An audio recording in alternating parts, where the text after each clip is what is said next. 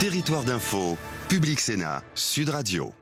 Électoral, je vous cite, vous avez dit que l'élection de Macron pourrait être pire que celle de Marine Le Pen. Vous disiez, c'est le candidat de la mondialisation heureuse. Vous pourriez reprendre ces propos aujourd'hui ?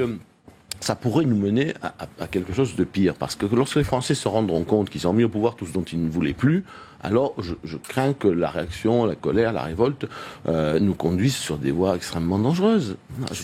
Je pense que M. Macron n'est pas le candidat de l'antisystème, il est le candidat du système. Mais apparemment, les citoyens ont l'air plutôt, quand on voit les résultats des candidats de la République En Marche aujourd'hui pour les Français de l'étranger... Oui. D'abord, les Français de l'étranger sont une particulier, c'est vrai, mais quand même, on sent aujourd'hui que...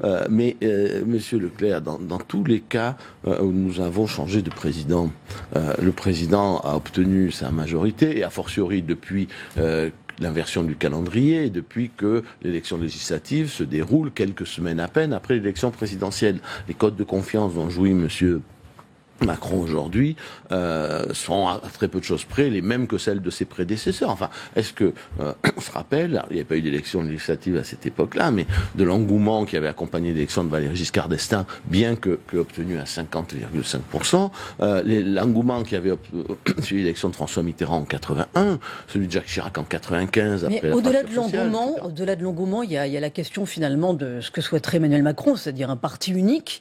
Et donc une disparition d'une forme d'alternance, ça vous paraît dangereux quand même, ça ? Qu'il remporte une large majorité ? Ça me paraît toujours dangereux, mais c'est toujours la tendance des responsables politiques et des partis de couvrir le plus largement possible tout le spectre politique. Cela dit, moi je ne crois pas que la République En Marche soit appelée à devenir un vrai parti politique. Je pense que c'est un agglomérat de gens très différents qui viennent de partout. Rien à voir par exemple avec la situation de 81 qu'on évoquait avant d'entrer dans l'émission, parce que en 81 il y avait beaucoup de gens qui faisaient de la politique auparavant, qui avaient déjà un engagement politique, qui étaient jeunes et nouveaux, mais quand même des professionnels. Là, on voit des gens qui viennent de tout horizon, qui ne sont pas reliés comme en 81 par un socle commun de valeurs, de dessins. Ça vous choque ou non, ça me choque pas. C'est juste un constat. C'est juste un constat. C'est-à-dire que ça ne va pas devenir, à mon sens, une famille politique ancrée dans les grandes familles de la politique française, dans l'histoire de la politique française et dans des valeurs qui s'incarnent dans des courants profonds. Voilà, le socialisme, ce qui a été laissé faire. Ça va faire fuite En Marche. Mais ça va pas, en tout cas, ça va pas donner un parti qui, comme on l'entend aujourd'hui, et qui s'inscrira dans la durée. Voilà ma conviction profonde. En attendant, on va avoir une assemblée, ça continue comme ça, une assemblée de godillots, d'autant plus malléable que, effectivement, il y a pas de personnalité politique structurante, à part quelques vieux chevaux de retour qui se recasent. Et c'est une assemblée qui va donner tous les pouvoirs, en réalité, à Emmanuel Macron. Et l'opposition, ça sera qui, alors ?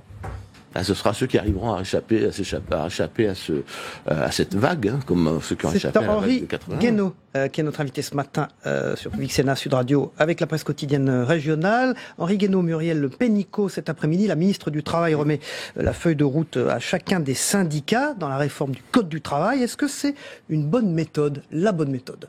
La bonne méthode, c'est de discuter. Maintenant, la mauvaise méthode, ce sont les ordonnances. On ne traite pas ce genre de questions par ordonnance. Les ordonnances, vous savez, c'est fait pour résoudre des problèmes techniques dans la Ve République, pas pour résoudre des problèmes politiques. Quand vous avez un vrai problème politique, des divisions dans le pays sur Il avait annoncé sur la sujet, couleur, Emmanuel Macron. Oui, alors, on m'a bien expliqué que Nicolas Sarkozy, qui avait annoncé la couleur sur le mini-traité de Lisbonne voté par le Congrès, n'en a pas moins provoqué une sorte de naufrage démocratique. Il l'avait annoncé. Bon, donc on a trompé. Je dis pas que M. Macron a trompé quiconque. Je dis simplement que les ordonnances, ça n'est pas fait pour résoudre des problèmes politiques. Quand vous avez un problème politique, soit il se résout à l'Assemblée, soit s'il ne se résout pas à l'Assemblée, qui reste latent dans le pays, il ne peut se résoudre que par référendum. Mais l'ordonnance ne sert pas à ça. L'ordonnance, elle sert à écrire des tests très techniques. Mais vous vous rendez compte que sur un sujet comme ça, ça veut dire qu'il n'y aura pas d'amendement, de discussion constructive sur le... Pour vous, c'est une gestion autoritaire de ce dossier ? Oui, c'est une gestion autoritaire et à mon avis, passablement irresponsable sur un sujet qui est quand même au cœur du pacte social. Voilà, je veux dire, on ne peut pas traiter ces sujets-là de façon aussi désagréable. En même temps, l'argument qui dit on s'attaque enfin à ce code du travail parce que la situation sociale, le chômage... n'a pas été réglé, vous pensez que ça peut donner une chance à l'amélioration du marché du travail? Tout dépend comment on le fait. Le marché du travail n'est pas un marché, c'est pas le marché de la pomme de terre. Et c'est fait avec des hommes, il y a des vies derrière, et les gens. Par exemple, prenons un exemple, l'accord d'entreprise plutôt que l'accord de branche. Non, je pense que c'est une mauvaise idée. Voilà, je pense qu'il y a des sujets. Je pense qu'il y a des sujets qui relèvent de l'accord d'entreprise, comme l'organisation du travail. Mais je pense que la durée du travail, par exemple, la durée légale, la durée du travail, ça doit et la façon dont on rémunère les heures supplémentaires, ça relève de l'accord de branche. Je pense qu'il y a beaucoup de choses. Je pense que l'accord de branche est fait pour quoi? Il est fait pour éviter la concurrence sauvage entre les entreprises et le dumping social entre les entreprises d'une même branche. Voilà.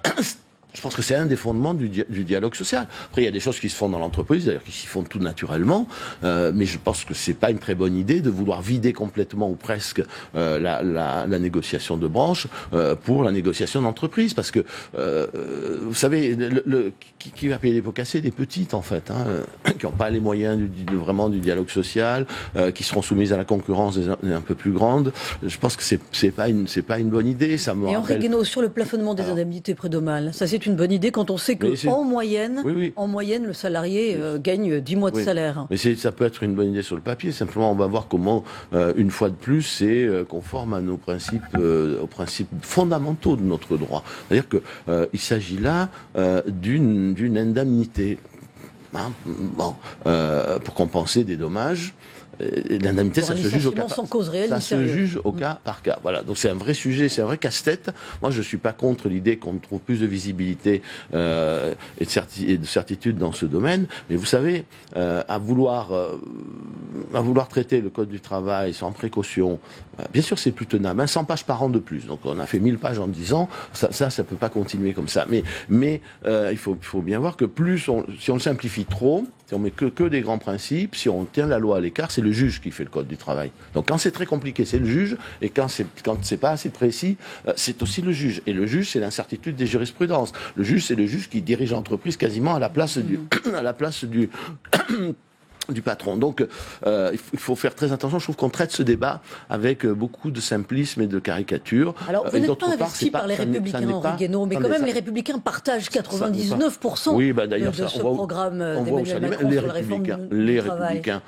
Les notables des Républicains, c'est pas eux les Républicains, ce sont pas les Républicains eux tout seuls, et c'est quand même un sujet sur lequel on a le droit d'avoir un débat, parce que quand on voit les politiques qu'ils ont soutenues pour la plupart d'entre eux, d'ailleurs c'est tout à fait normal qu'un certain nombre d'entre eux s'en aillent chez Macron. Moi, je trouve ça tout à fait logique. Vous pensez que les Républicains, justement, vont tenir la route après les élections législatives? Je sais pas, mais il y aura forcément des tensions et des fractures, parce que nous avons créé sur la scène politique française... Vous pensez que, par exemple, deux groupes à l'Assemblée nationale sont envisageables? C'est possible, oui, je pense qu'il y a beaucoup de gens qui l'envisagent.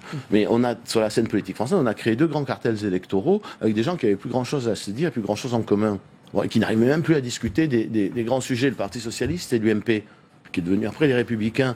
Aujourd'hui, on arrive à la fin de ce cycle. On voit bien que tout ça explose, que les gens ont du mal à se supporter, ils ont du mal à construire ensemble. Une fois qu'on a sauté sur sa chaise en disant la flexibilité, vous croyez vraiment qu'on a résolu le problème du chômage? Je dis pas qu'il n'y a rien à faire sur le code du travail, mais arrêtons de faire les choses de façon aussi caricaturale. C'est comme le référendum d'entreprise. Vous savez, le référendum. D'abord, l'entreprise, c'est pas un lieu de démocratie, sinon il faut élire aussi des patrons. Il faut faire campagne là, voilà, sur les valeurs. Il faut réflèchir à ce qu'on va faire. Et quand vous faites un référendum dans une entreprise et que vous avez ceux qui sont concernés par la mesure qui votent pour, et ceux qui votent contre, et ceux qui ne sont pas concernés qui votent pour, qu'est-ce que vous faites? Vous ressuscitez la lutte des classes. Il reste 2 minutes. C'est un magnifique résultat. Il faut être prudent, réfléchi et raisonnable. Henri Guénaud, très brièvement, si vous êtes battu dans l'élection législative où vous êtes candidat, vous avez dit que vous arrêteriez la politique. Oui. Vous confirmez ça aujourd'hui? Oui. Enfin, je dis vous feriez quoi? Je dis pas quoi. Je retournerai dans mon corps d'origine, et puis voilà.